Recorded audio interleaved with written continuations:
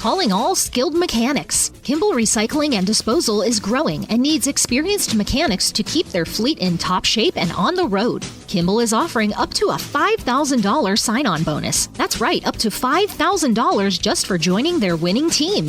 At Kimball, they value your experience and offer a great work environment where you can thrive. Put your mechanic skills to use and join their winning team today. Apply now at kimballcompanies.com. Kimball, recycling and disposal done right.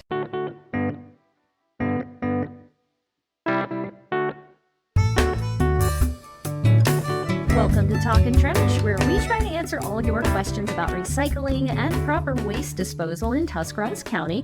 I'm your host, Hannah Hartman, and joining me is my go-to expert on all things recycling here in Tuscarawas County, my sister, Rachel Rodacker. Hi, Rachel. Hi there. Rachel is a passionate advocate for recycling and sustainable practices, and she has worked in our local recycling industry for several years. So her behind-the-scenes knowledge about how to recycle properly in Tuscarawas County is vast, and it is what will guide our ongoing discussions here on the Talkin Trash podcast.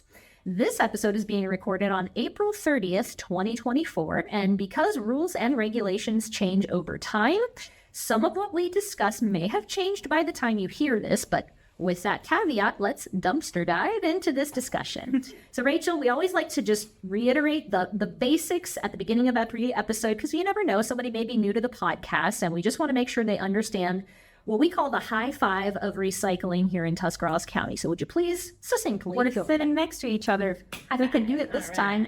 Okay, our 5 item types for the purpose of the basics is paper products, cardboard, metal cans, plastic bottles and jugs, and glass jars. Or bottles and jars. Yeah, and I think those extra little descriptors when it comes to glass and plastic do become helpful, because a lot of what you end up finding in those recycling bins, they're not bottles and jars, and they don't belong in there. So we'll get more into that in every episode.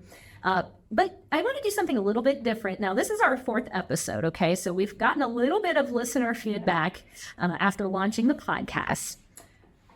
And I am not afraid of criticism. In fact, I would rather address it. So we did get some feedback on episode 1.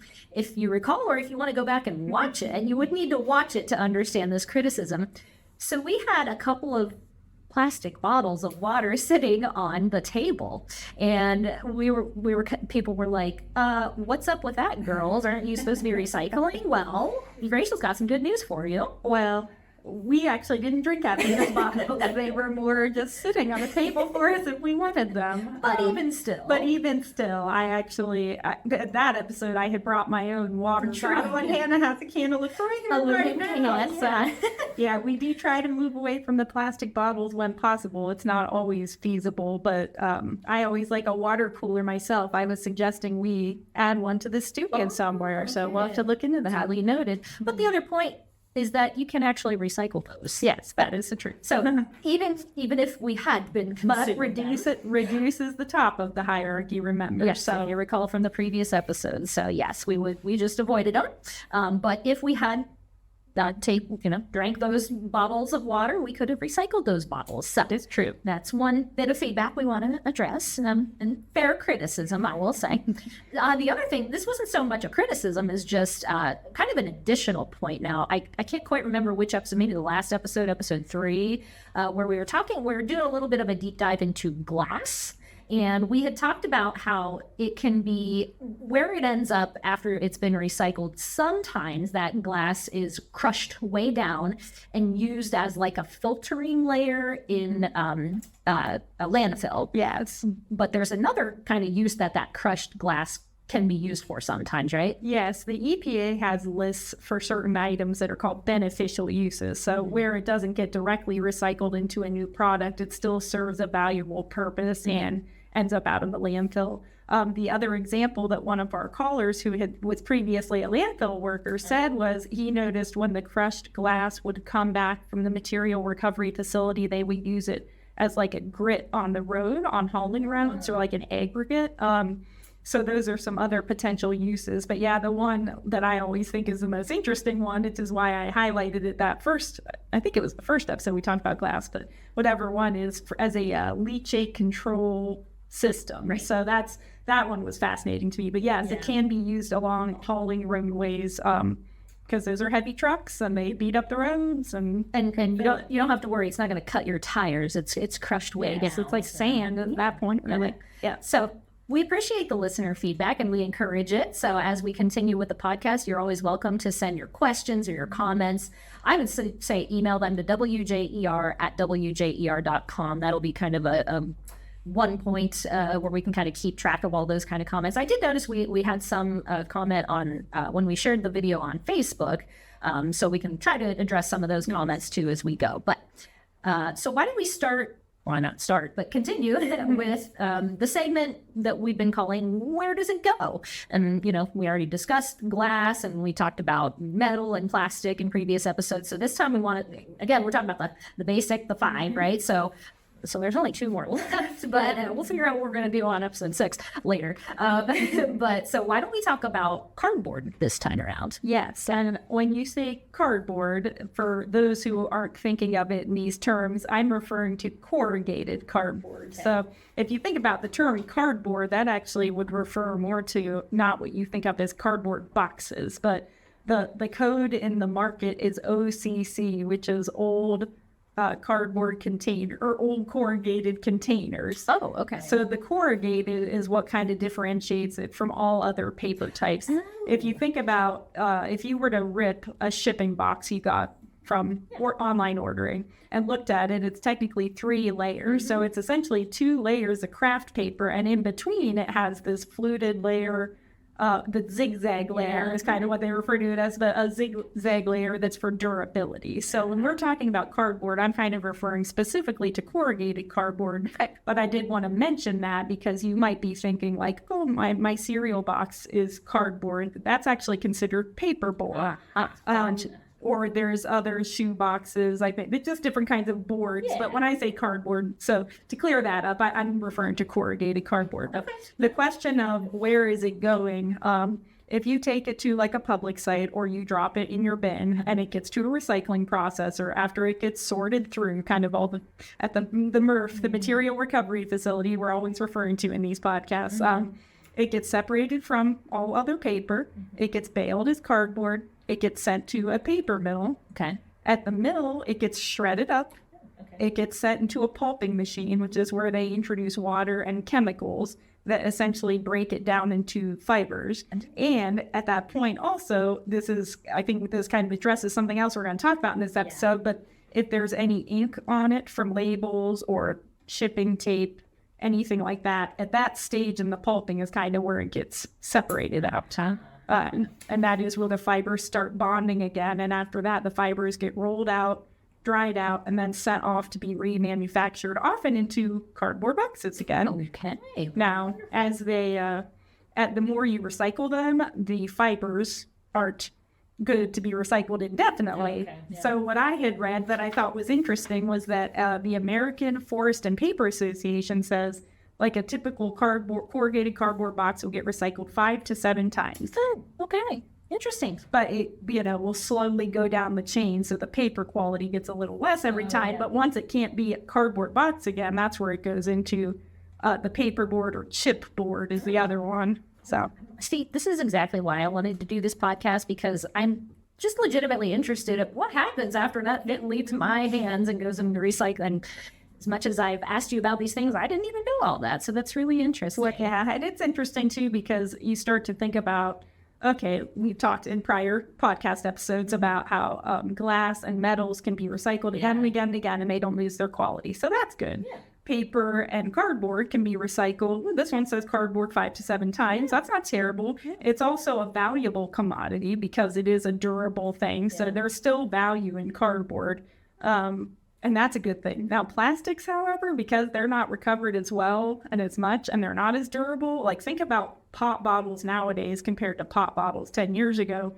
They actually have made them a lot not as dense, and so it's kind of a more brittle plastic. It can't be recycled as often, so that can get recycled probably the least amount, recovered the least. Yeah, and I think, since we're talking about cardboard boxes, I would say as we mentioned when we were talking about the hierarchy, I literally have a closet full of boxes for just like, okay, I have a present for somebody. I need to take this stuff to donate. I just have like a closet full of boxes. So I think those are definitely easy to reuse as long as they're not, gross or anything like that. So definitely reuse. I mean, people are always asking for boxes if they're getting ready to move out of their house or something like that. So before you just recycle it, even though it can be recycled 5 to 7 times in the end, try reusing it before it ends up in that recycle bin. So that would be my suggestion. And we do want to address the fact, I feel like I've been hearing this forever, so I'm used to doing it, but it's obviously still an issue that we always just have to remind people of these things continuously. Flatten your corrugated cardboard boxes. Yes. Why is that, Rachel? Well, from the public drop-off standpoint, it's more so because it just takes up a lot of room, space and more room for more people to recycle. And also, the more room in the bin and the truck has to compact it, the more trips back and forth. Think about the fuel impact and the environmental impact in that sense. Yeah. So yeah, it really is mostly because imagine, a room filled with, constructed cardboard boxes. Well, then imagine flattening them. Right? It takes up a tiny bit. Right. Do boxes that are not flattened, do they slow down the process at the MRFs and materials? Whatever. Essentially, it's, you have to compact it more until they break down into these manageable chunks. And the way the cardboard, I think, is filtered out is it's kind of like this big rolling combine, and it separates anything that weighs not a lot. Okay. Like it rolls, and as it rolls the stuff, some of it flies up, some of it flies down. Mm-hmm. The cardboard, it needs to be as flat, more like a sail caught in the wind as possible to kind of direct where it needs to go. So you're just helping people further down the line when you do what we're asking you to do, which is flatten your cardboard. So help save space in those, especially the public drop-offs. I mean, if it's your own, recycle bin, you kind of know maybe how much you recycle, from week to week. But you'll be saving space for other people to recycle when you put it in a public drop-off. So that actually, we kind of already addressed this, but our common question for this episode is, what do we do about that clear tape, like that shipping tape that most cardboard boxes have on them because they're being shipped or whatever? Yes. If there's any hanging off and easy to get off, it always helps to have cleaner product. However, most of the places that work with us locally or paper mills, again, part of the pulping process kind of separates out some of the impurities. I mean, obviously they don't want cardboard, and pizza boxes are the best example of this, but something that still has food in it, or a little bit of grease is okay. But if you have something completely saturated in oil or grease, it's probably best to throw it away or compost it if you compost. But yeah, they do, part of the process is that it can separate out some stuff. So we would say labels or tape, that stuff, it's stuck to the box, it's going to get separated out. The thing we don't want is stuff inside the boxes, like packing peanuts or, what's the popping? That's like the bubble wrap, things that you can take out because that is just going to jam it up. But it can take a little bit of abuse, but not that much. So we don't like abuse. Right. All right. So basically, you could remove the tape. That would be helpful, but ultimately it'll probably get removed in that pulping process. Yes. So, okay. Good to know. Okay, well, that leads us to our dumpster diving section, which for those who are just tuning in for the first time, I always go to our recycle bin, the big one, and see what's in there that really shouldn't be. And Rachel, I got a doozy for you. It's okay. This is a surprise, but I see a steamer sitting here. Yeah, so here, hang on. All right. Okay. This is a sweeper. This did not take me long to decide. I opened up the recycle bin and said, okay, there it is. That's the thing I'm going to take for when we record the episode. So I found a vacuum cleaner. And I assume that it doesn't work. I didn't plug it in to try to see. So if it did work, this should never have ended up in a dumpster or a recycle bin. It should have been donated or something. But I'm going to assume that it doesn't work. Okay. Now, my guess is somebody thought that they were putting it in a dumpster, not a recycle bin. Probably. But it could be that somebody thought, like electronic waste and stuff like that. So let's get into maybe a little bit of a nuanced conversation about, is this recyclable? Well, not in your curbside bin. Not in curbside. Or public drop-off bin. Okay. Oh, our table's moving around. Okay. That was fun. All right. So not in that way. Now, I would have to check the local places. However, places sometimes that do take electronic waste or even some scrap metal place will take certain small appliances. So my guess is that this would be taken somewhere, but because so much of it is plastic and typically they're not recycling the plastic, they're recovering the metals or any, hardware and stuff. So if it were me, because I'm passionate about this stuff, I go the extra step to take it to that place in hopes that a little of it will get recovered. So if that's you, then that's what you should do. So if we're saying generally, like, yes, this could be recycled with that caveat that no, not in your curbside bin, not in your public drop-off. But if you were to take it to like an event where they're collecting electronic waste or a place that collects that kind of stuff year round, that would be the only place that you would tend. Unless, as you said, it's functioning, in which case I want to donate it. I don't know why you could want to get rid of it tonight. But let's reiterate, do not put these in your curbside. Do not put them in a public drop-off. No, please and thank you. So now that brings us to our what's the word? And it's really not a word, but a phrase this time. So can we talk about extended producer responsibility? Yes, EPR. I actually forgot to look up like the sciencey definition, but essentially it is that whoever produces the product has some responsibility in helping the product to get recycled after you're done using it. So instead of the focus being on you and I as consumers to recycle and figure out what to do with this and find the infrastructure, we would send it back to who made it and they have it. So if you can imagine, people would probably design things a whole lot differently if they knew that the dime was going to be on them to recycle it and reuse the stuff. So that's kind of the goal of EPR, is putting the onus back on the people. Why is it up to us as consumers? I don't know what to, we're in the office. We have limited options in terms of the packaging that something comes in. Yeah. Some places really do try to make, either recyclable or even compostable packaging. But again, it kind of depends on where you are and if your community does that kind of thing, for one. But so often we, the people, we're asked to do these things to help, curb all these issues and whatever. But we can't control that packaging, so we cannot buy it, but some things you need, okay? And so I like the idea of this, but is this something that is widely practiced? No. It's an idea. Certain states in the United States have passed this, and there are organizations working. There's an international, I think, organization, at least national, called the Recycling Partnership, that has a whole branch of their entity that works on working with legislators to try to make this possible. But as you can imagine, it gets a lot of resistance because it's costly for the companies, and they're kind of the ones they don't want to bear any of it. Think about also when people kind of get up in arms about like a plastic bag tax or something. To me, it all goes hand in hand. People don't really want to take any responsibility. They just want the stuff out of their house once it's waste. But I like the thought of involving the manufacturers, the people who make it, because in my mind, they're kind of responsible. One of my favorite videos I saw the other day was a woman walking through a grocery store, picking up all her individual items, peppers wrapped in plastic, wheat wrapped in plastic, everything wrapped in plastic. And then at the very end of her trip, it was this big sign that said, "Thanks for bringing your reusable shopping bag," as if that somehow, canceled out all their plastic, kind of shifting the focus a little bit. One of the favorite ones that I've seen, and this has been years now, but I saw something where it was like an orange wrapped in plastic. It was like, this thing has it in house.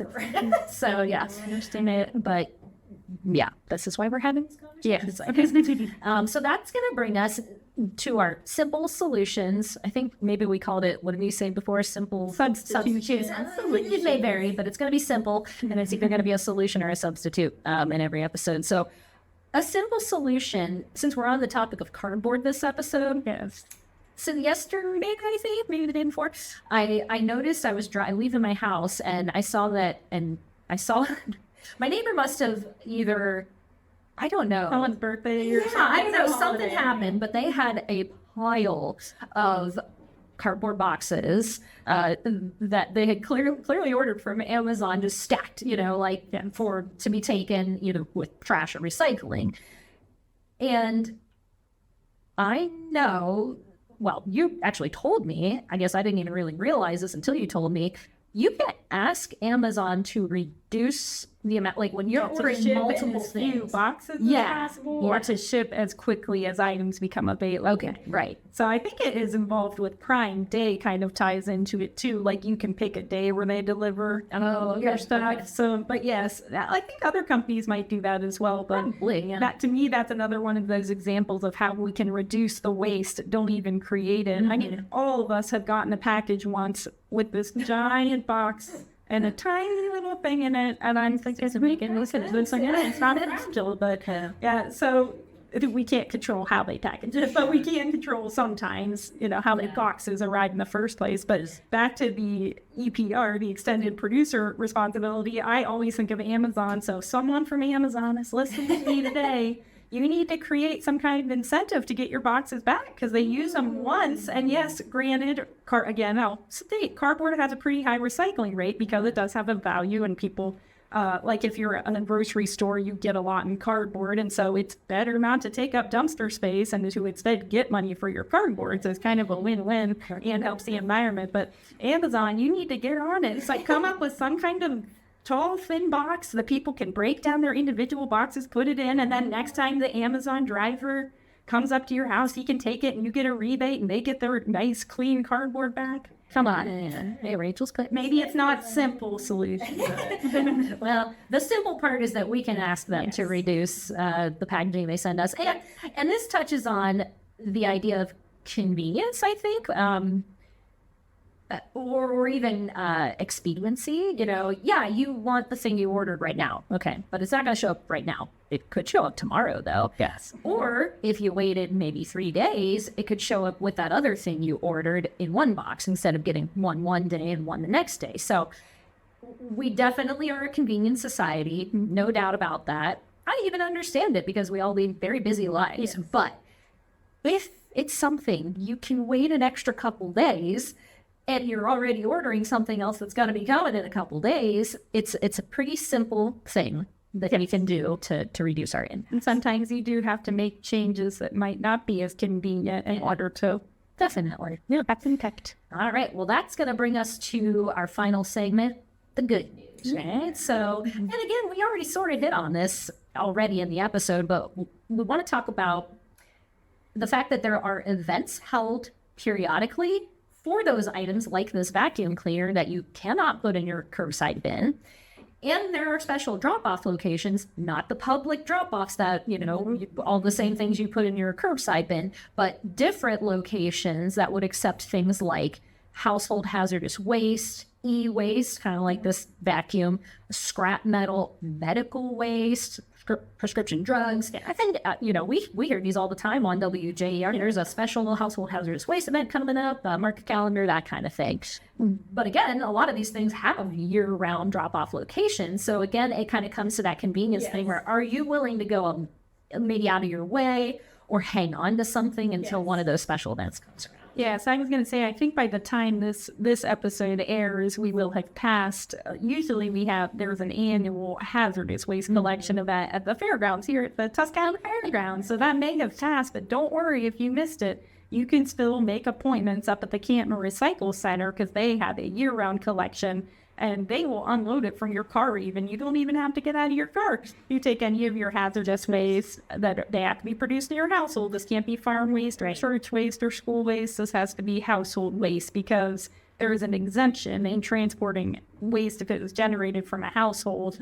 Otherwise, you have to follow the regulations for commercial hazardous waste, and they're a lot stricter. So keep that in mind.